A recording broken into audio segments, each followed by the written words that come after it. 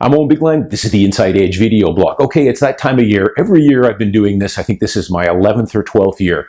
I give you my market forecast for the coming year. So this will be for 2022. And you can go back and watch my other blogs. I do them every year, late December, early January. This same blog I've been doing for over a decade now. And I hate to sound like a broken clock, but if you watch my other blogs, nothing has changed this year either. I always put this disclaimer out. I have no idea what the Vancouver real estate market will do over the next 12 months. I don't have any idea what it'll do over the next 18 or 24 months.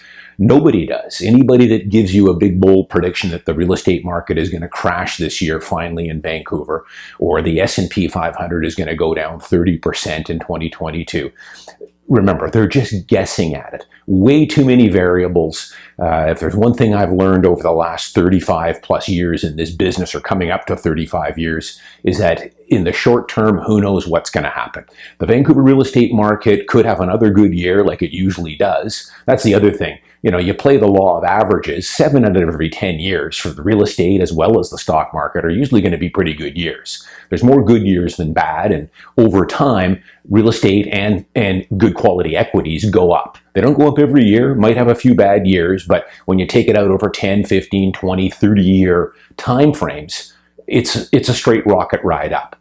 But in the short term, all bets are off. Vancouver real estate market could have a nice 2022 and go up another 6, 7, 8, 10%.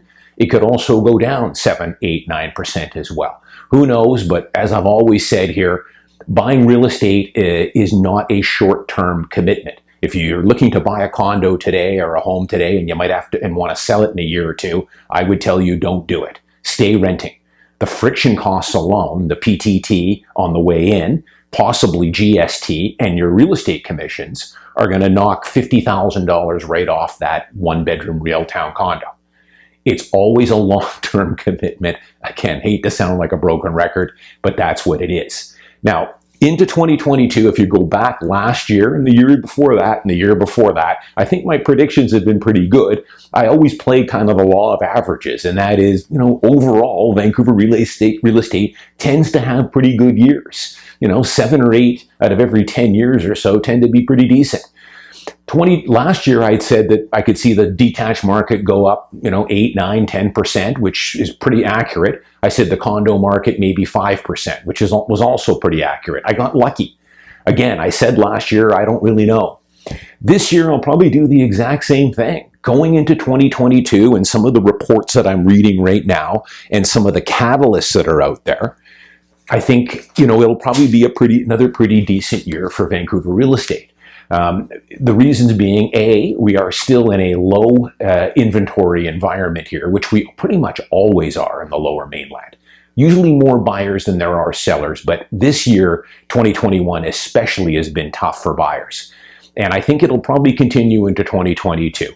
Not a lot of listings. People are holding tight to their homes. Once they've bought, they're smart. They know that, hey, I'm not going to flip this thing and get in out of it quick because, again, the friction costs. Also, you've got that stress test, which greatly reduces people's ability to move up market.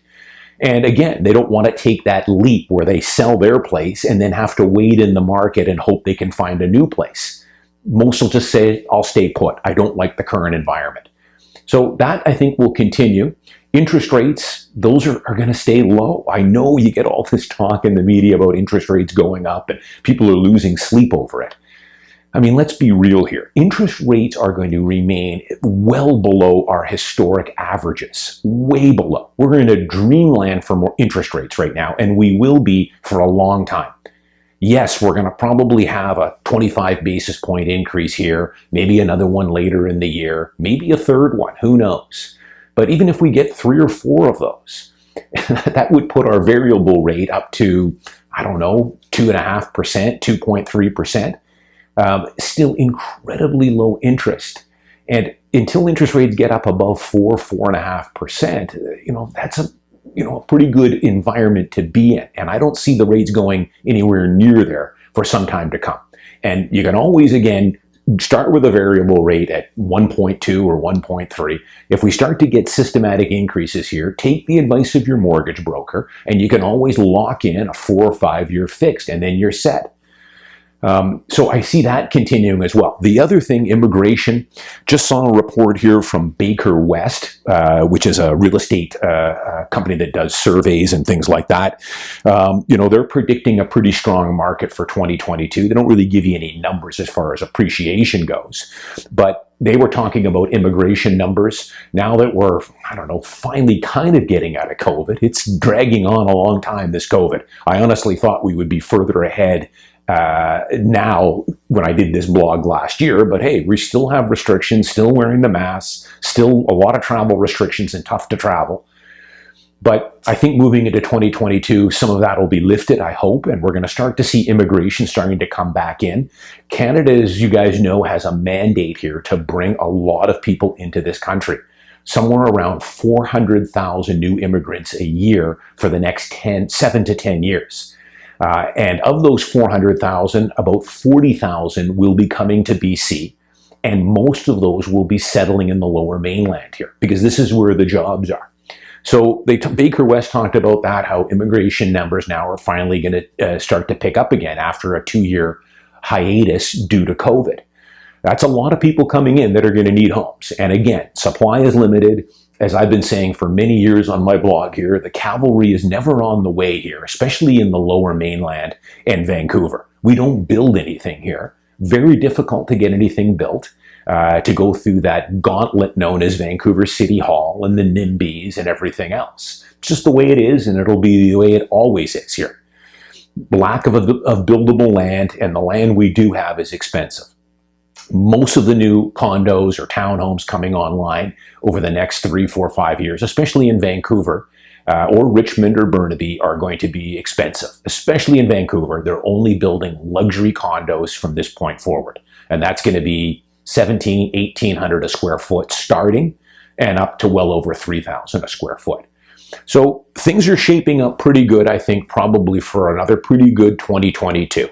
But again, anything can happen. We could get more variants of COVID, more COVID lockdowns, recession, interest rates, of course, immigration. There's all kinds of things at play. What I've often said here is tune a lot of this short-term stuff out. Just buy your principal residence. Take advantage of the low interest rates we've got. Take advantage of the principal residence exemption. It's the Tina effect. There is no alternative, and there never will be, unless interest rates got up to 8 or 9%, which I don't think they're going to.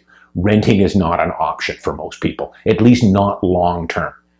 Again, short term, no problem. If you can't commit to that home for at least 8 to 10 years, or have a backup plan where if you have to move, and the market's down, you can rent it, then do not wade into the purchase market. Do not buy. But keep it simple here. I continue to see people confused so much and frozen on the sidelines. I did that blog a month ago about some of my questions I get, about worrying about the Fed and interest rate hikes and all that stuff. Personally, I would not worry too much about that. Get your down payment funds in order.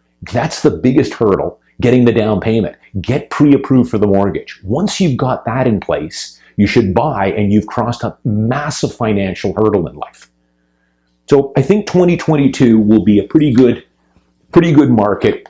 Recent article here in today's, I'm doing this video as of December 14th. Probably won't post it until after the new year. I'm getting ready to go away on vacation here, so I'm shooting some videos before I go away.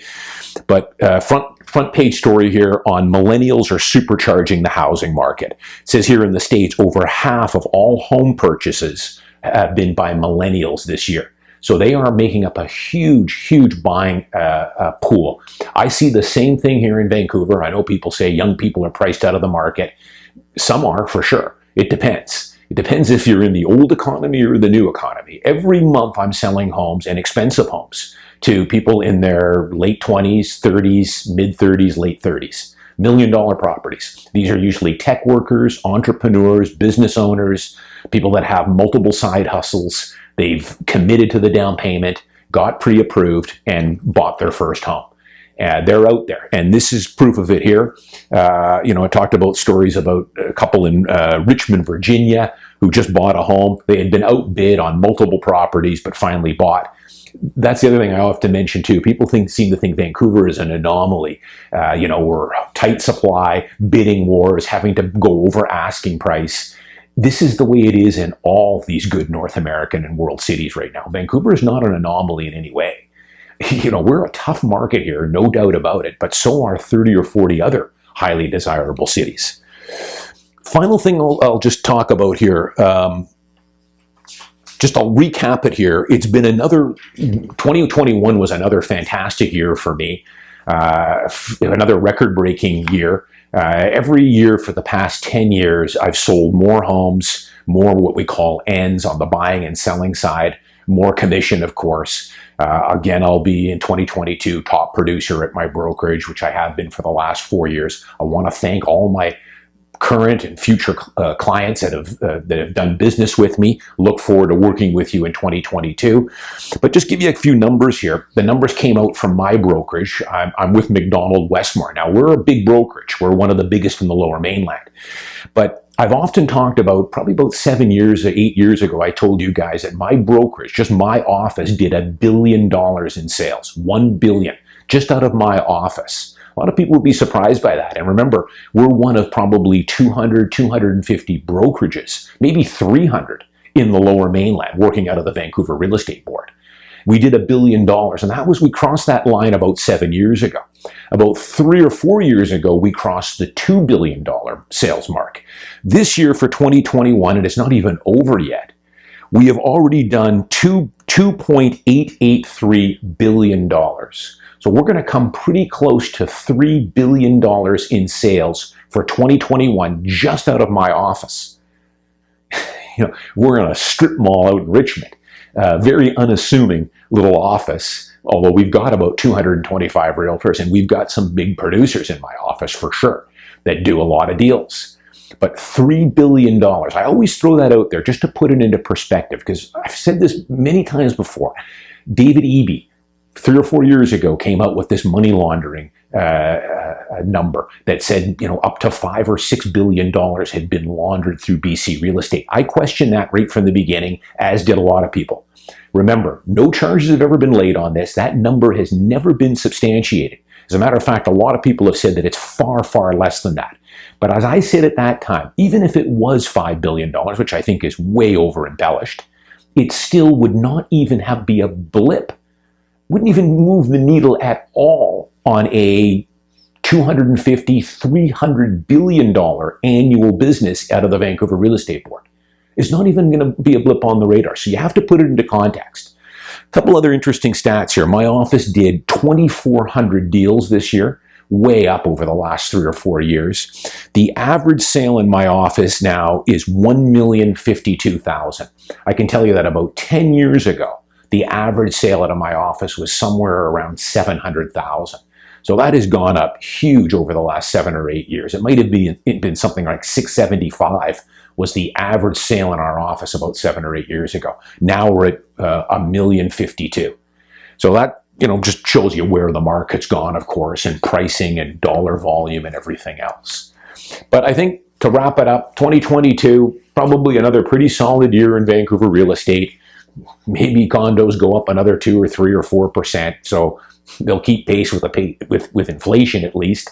Detached houses, maybe the same. They might take a little bit of a breather here in 2022. They've had a pretty darn good run since the spring or late spring of 2020 coming out of COVID.